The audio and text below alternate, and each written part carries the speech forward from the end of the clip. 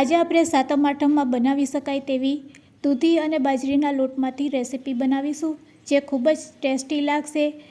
ફક્ત 10 મિનિટમાં બની જાય છે અને ઘરમાં રહેલા ઇન્ગ્રેડિયન્ટ્સમાંથી જ આ રેસીપી રેડી થાય છે. અને મારી ગેરંટી છે કે નાના અને મોટા સૌ કોઈને ખૂબ જ ભાવશે. બનાવતાની સાથે જ ચટ થઈ જાય એટલી ટેસ્ટી આ રેસીપી બનીને રેડી થાય છે. તો ચાલો ઝટપટ બની જાય એવી દૂધી અને બાજરીમાંથી આજે આપણે રેસીપી બનાવતા શીખીશું.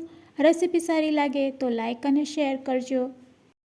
મારી ચેનલ ઉપર નવા હોય અને મારી ચેનલને હજુ સબસ્ક્રાઈબ ન કરેલ હોય તો સબસ્ક્રાઈબ કરી બાજુનું બેલ બટન દબાવવાનું ભૂલશો નહીં, જેથી કરીને તમને મારા નવા વિડીયોનું નોટિફિકેશન મળતું રહે. તો સૌથી પહેલાં અહીંયા આપણે ફ્રેશ દૂધી લેશું. તો ફ્રેશ દૂધી હંમેશા કોની પસંદ કરવાની, આ રીતે કટ કર્યા પછી તેમાં બિલકુલ બી ન હોય તેવી દૂધી અહીંયા આપણે પસંદ કરવાની છે. હવે ચાકુ વડે દૂધીના 2 કટકા કરી લેશું અને એક ભાગને સાઈડમાં રાખી દેશું. હવે એક ભાગમાંથી આપણે છાલ દૂર કરી લેશું. તો અહીંયા આપણે ચાકુ અથવા તો પિલરની મદદથી આ રીતે દૂધીને સાફ કરી લેશું. તેની છાલને દૂર કર્યા પછી તેને આપણે ખમરી વડે ખમણવાની છે. તો ફ્રેન્ડ્સ, આ રીતે દૂધીને સાફ કર્યા પછી હવે આપણે ખમરી લેશું અને ખમરીની મદદથી અહીંયા આપણે દૂધીને ખમરી લેશું એટલે સરસ મજાનું છીણ રેડી થશે. તો ફ્રેન્ડ્સ, આ રીતે આપણે દૂધીને ખમરીને 1 વાટકી જેટલું ખમરેલું છીણ રેડી કરવાનું છે દૂધીમાંથી. તો ફ્રેન્ડ્સ, અહીંયા આપણે દૂધીને આ રીતે જ ચલાવશું એટલે સરસ છીણ રેડી થશે. તો ફ્રેન્ડ્સ, તમે જોઈ શકો છો, બસ આ રીતે આપણે દૂધીને ખમરવાની છે અને તેનું છીણ રેડી કરવાનું છે. તો અહીંયા મેં દૂધીને પણ ખમરી લીધી છે. આ નાસ્તો બનાવવા માટે 1 વાટકી જેટલો બાજરાનો લોટ લેશું. તો અહીંયા આપણે 1 વાટકી જેટલી જ દૂધી ખમરીને લેવાની છે. તો બસ હવે આપણી દૂધી ખમરીને રેડી થઈ ગઈ છે. તો તેને આપણે મિક્સિંગ બાઉલમાં લઈ લેશું. અહીંયા આપણે પાણી દૂધીનું દૂર નથી કરવાનું, બસ તેનાથી જ આપણે લોટ બાંધવાનો છે. તો બસ તેને હવે મિક્સિંગ બાઉલમાં લીધા પછી તેમાં હવે આપણે સૌથી પહેલાં 1 વાટકી જેટલો બાજરાનો લોટ એડ કરી દઈશું.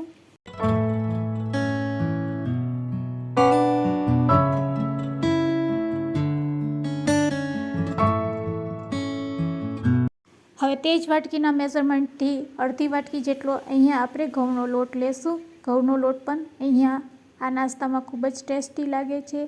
સ્વાદ અનુસાર મીઠું, અડધી ચમચી હળદર પાવડર અને 1 ચમચી જેટલું લાલ મરચું પાવડર એડ કરશું. જો તમારે લાલ મરચું પાવડર ન નાખવું હોય તો તમે અહીંયા લીલા મરચાં ખાંડીને પણ એડ કરી શકો છો. 2 ચમચી તલ એડ કરશું. હવે એડ કરશું અજમા. અડધી ચમચી અજમાને આ રીતે ક્રશ કરીને લઈ લેશું. અજમા છે એ પેટ માટે ખૂબ જ ફાયદાકારક હોય છે. તો અજમા એડ કર્યા પછી બસ હવે બધી વસ્તુને આપણે પહેલાં ચમચીથી મિક્સ કરી લેશું, જેથી કરીને મસાલા, લોટ અને દૂધી એકબીજા સાથે સારી રીતે મિક્સ થઈ જાય.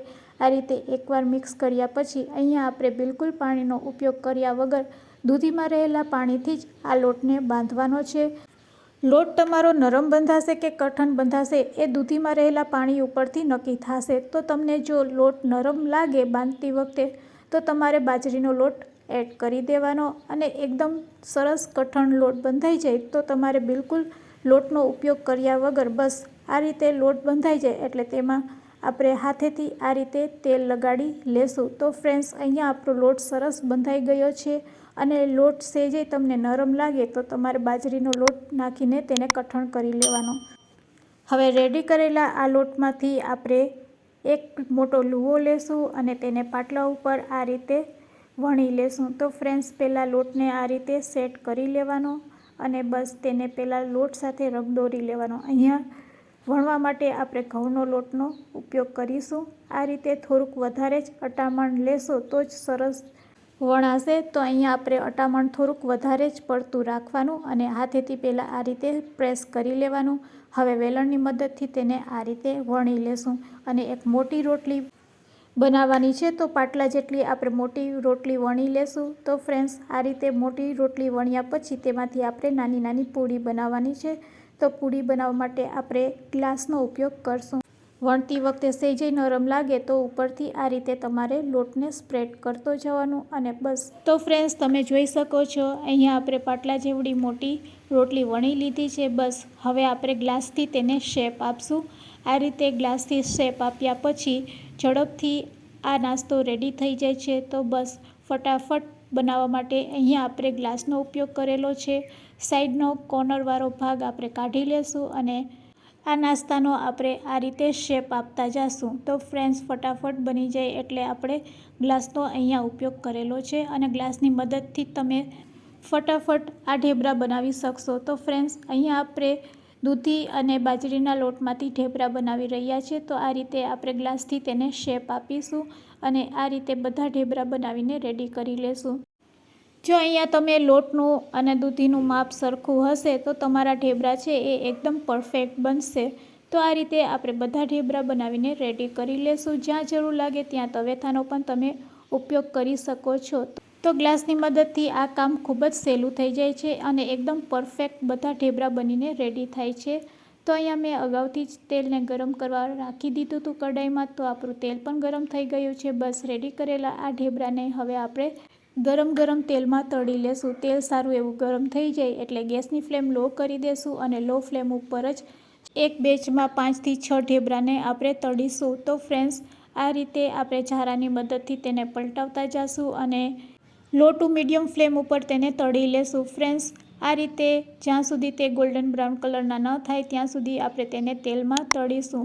તો ફ્રેન્ડ્સ એકદમ ટેસ્ટી અને હેલ્ધી અને સાતમ આઠમમાં ખાઈ શકાય તેવા મસ્ત મજાના ઢેબરા આપણા બનીને રેડી છે. તમે જોઈ શકો છો, જોતાં જ ખાવાનું મન થઈ જાય તેવા ઢેબરા તળાઈને રેડી છે. આ રીતે ગોલ્ડન બ્રાઉન કલરના થઈ જાય એટલે તેને આપણે તેલમાંથી કાઢી લેશું. તો ફ્રેન્ડ્સ હવે તમે જોઈ શકો છો કે આપણા ઢેબરા છે એ એકદમ સરસ ગોલ્ડન બ્રાઉન કલરના થઈ ગયા છે. તો તેને તેલમાંથી આપણે કાઢી લેશું અને તેલ બિલકુલ ન રહે તે રીતે તેને આ રીતે થોડીક વાર બીજા ઝારામાં રાખીશું, જેથી કરીને તેલ બધું નીતરી જાય અને ખાતી વખતે બિલકુલ તેલવાળા ન લાગે. તો હવે આપણે તેને એક પ્લેટમાં કાઢી લેશું. બસ આ રીતે આપણે બધા ઢેબરા રેડી કરીશું. તો ફ્રેન્ડ્સ અહીંયા આપણા બધા ઢેબરા બનીને રેડી છે. જોતાં જ ખાવાનું મન થઈ જાય તેવા ઢેબરા બનીને રેડી છે. તો ફ્રેન્ડ્સ આજની રેસીપી કેવી લાગી તે મને કમેન્ટ્સમાં જરૂરથી કહેજો અને યુઝફુલ લાગી હોય તો તમારા ફ્રેન્ડ્સ, મિત્ર અને ગ્રુપમાં શેર કરવાનું ભૂલશો નહીં. Thanks for watching. ફરી મળીશું એક નવી રેસીપી સાથે.